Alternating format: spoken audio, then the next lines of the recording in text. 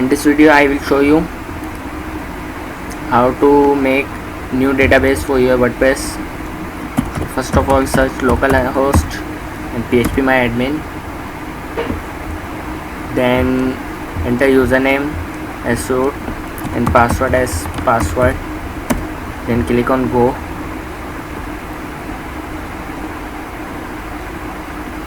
Then here you can see options on the left panel, that is new.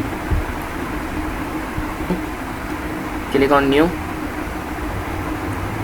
Here you can see on the right panel database name under the field of create database. You can define your database name as per your choice. In my case I will define it as solve for example, and just simply click on create.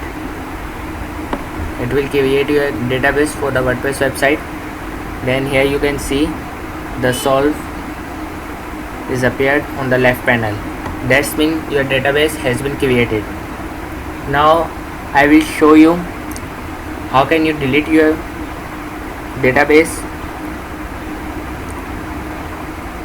Simply you have to click on your database. On the above option you can see the 7th option, which is operation. Click on it. Then here you can see an option, drop the database. Simply click the button and click on OK.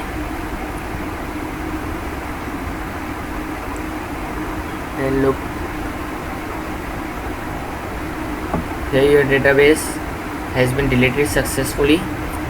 Get in touch with us, subscribe our channel for our latest videos regarding to computer science and WordPress. Thank you for watching.